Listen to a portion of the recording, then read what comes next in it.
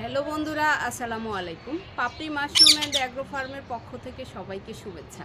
আশা করি সবাই ভালো আছেন। যারা নতুন উদ্যোক্তা তারা অনেকেই জানেন না শীতের সিজনে জাতগুলো কি কি।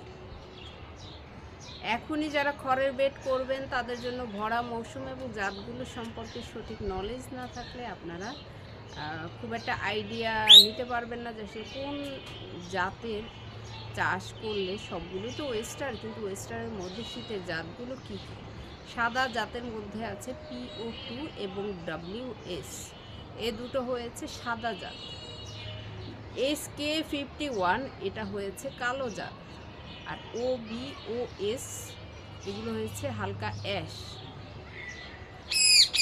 আশা করি আপনি জাতগুলো সম্পর্কে জানতে পারবেন এই ভিডিওটি দেখে, এবং আপনার শীতের সময়ে শুধুমাত্র PO2 বা WS থেকেই যে চাষ করতে পারবেন বিষয়টা এরকম না। আপনার যদি বিক্রিতে সমস্যা হয় তখন আপনি সাদা জাতের সাথে অ্যাশ কালার কালো মিলিয়ে আপনার বিক্রিতে সুবিধা হবে, কারণ অনেক সময় আছে যে শুধুমাত্র কালো ভোক্তা খুব একটা পছন্দ করে না।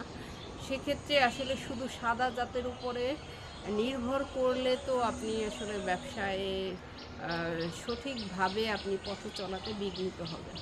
তো ভোক্তারা অনেক সময় নাই জানতে পারে, ভোক্তাদের দায়িত্ব থাকবে আপনাকে জানানো।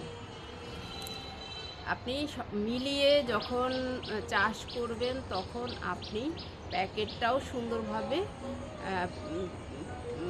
সুন্দরভাবে সাজিয়ে নিতে পারবেন। সবগুলো জাত মিলিয়ে খুব সুন্দর একটা কালার আসবে, ব্রাউন, হালকা অ্যাশ, সাদা মিক্সিং করে আপনি নেবেন।